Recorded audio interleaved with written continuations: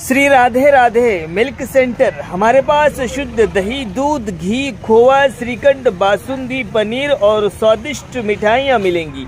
शादी समारोह और पार्टी के लिए संपर्क करें। हमारा पता है स्टेट बैंक के बाजू में, मेन रोड, बेला। प्रोफाइटर सन्नी उर्फ अभिलाष गौड़। मोबाइल नंबर है हमारा 7989676718 और दूसरा नंबर है 8886797235।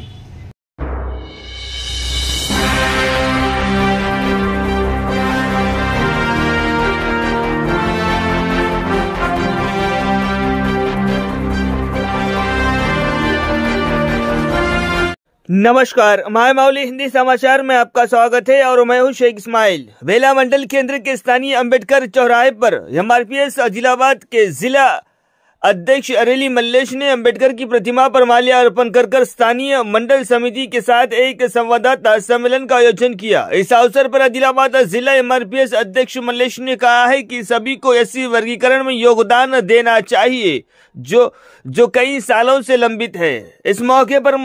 इस मौके पर समुदाय के कुछ बुजुर्गों ने चेतावनी भी दी कि एससी वर्गीकरण बिल को रोकना उचित नहीं है। उन्होंने चेतावनी दी कि अगर किसी ने एससी वर्गीकरण बिल में बाधा डाली तो उन्हें करारा जवाब दिया जाएगा। इस कार्यक्रम में एमआरपीएस जिला समिति के सदस्यों के साथ बेला मंडल एमआरपीएस अध्यक्ष कृष्णपिल्ली अंकुश भी मौजूद रहे।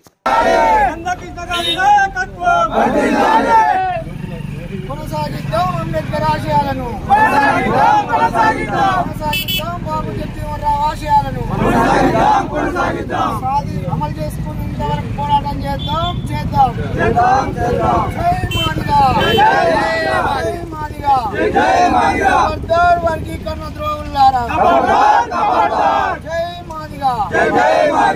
ఆదిలాబాద్ జిల్లా వేల మండల కేంద్రంలో భారత రాజ్యాంగ నిర్మాత డాక్టర్ బిఆర్ అంబేద్కర్ విగ్రహానికి పూలమాల సమర్పించి ఈరోజు ఇక్కడ ఎంఆర్పిఎస్ మండల కమిటీ సమావేశాన్ని ఈ యొక్క మండల ఇన్ఛార్జి కృష్ణపిల్లి అంకుష్ మాదిగ ఆధ్వర్యంలో నిర్వహించే ఈ సదస్సుకు ఇక్కడికి రావడం జరిగింది.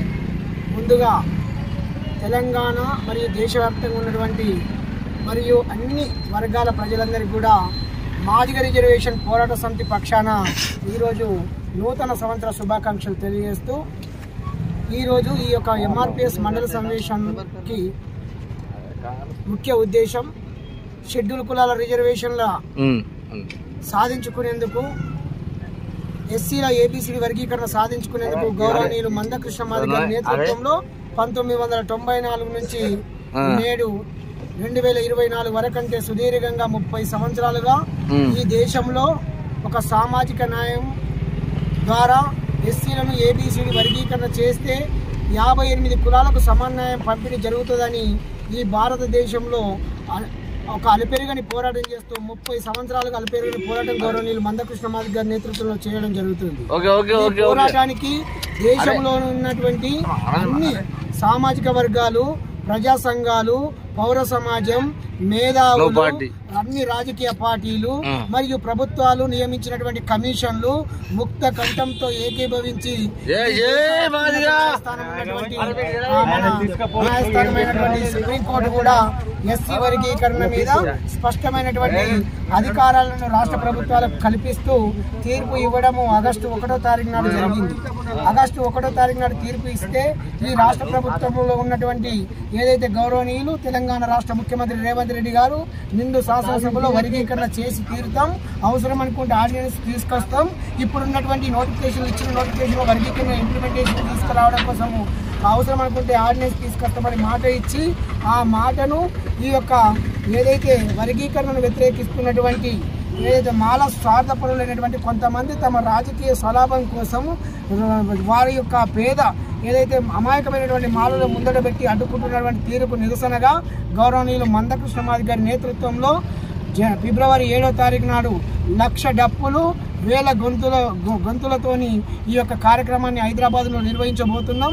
మరియు దాన్ని విజయవంతం చేయడం కోసము అదేవిధంగా ఇప్పుడు ఈ యొక్క నెల ఏదైతే జనవరి ఈ నెలలో 11వ తారీఖు నాడు గౌరవనీయులు మందకృష్ణ మాదిగ గారు ఆదిలాబాద్ కూడా రాబోతున్నందుకు దాన్ని జయప్రదం చేయాలని, అలాగే ఎల్లుండి 3వ తారీఖు నాడు ఈ యొక్క తెలంగాణ రాష్ట్ర ప్రభుత్వం నియమించినటువంటి ఎస్సీ రిజర్వేషన్ల మీద ఏకసభ కమిషన్ గౌరవనీయులు జస్టిస్ షమీం అఖ్తర్ కమిషన్ గారి ఆధ్వర్యంలో చైర్మన్గా నియమించిన కమిషన్ కూడా ఆదిలాబాద్కు రాబోతున్నందున వారికి కూడా ఉదయం 11 గంటల నుంచి మధ్యాహ్నం 2 గంటల వరకు వారు సమయం కేటాయించడం జరిగింది. కాబట్టి ఇక్కడ ఉన్నటువంటి వేల మండల పరిధిలో ఉన్నటువంటి గ్రామాన నా యొక్క జాతి ప్రజలు మరియు మండలను కలుపుకొని వేల మంది కూడా అక్కడికి తరలి వచ్చి ఆ యొక్క ఏదైతే మన జాతికి జరుగుతున్నటువంటి ఆవేదన, ఇన్నేళ్ల నుంచి మనం చేస్తున్న పోరాటాన్ని వారి దృష్టికి తీసుకుపోవాల్సిన బాధ్యత ఉందని సందర్భంగా గుర్తు చేస్తూ ఈరోజు మండల సమావేశం ఏర్పాటు చేసిన ఈ సందర్భంగా కమిటీని కూడా నియమించడం జరుగుతున్నది. ఇప్పటికైనా స్వార్థపరులైనటువంటి మాలలకు మేము ఈ సందర్భంగా హెచ్చరిస్తున్నాం. స్వార్థపరులారా, మీకు ఈ సందర్భంగా మేము విజ్ఞప్తి కూడా చేస్తున్నాం. మీకు కమిషన్లు అనుకూలంగా ఇవ్వలేదు, పౌర సమాజం మీ వెంటంటి లేదు, పాలక వర్గాలు మీకు ఏ పార్టీ కూడా మద్దతు లేదు. అయినా మీరు అడ్డుకుంటామని ఏ బాబాసాహెబ్ అంబేద్కర్ రాసినటువంటి రాజ్యాంగబద్ధంగా సుప్రీంకోర్టు వ్యవస్థలు నడుస్తున్నాయో ఆ వ్యవస్థలను గౌరవించే విధానం పోయి గౌరవించకుండా అగౌరవపరిచే విధంగా సుప్రీంకోర్టు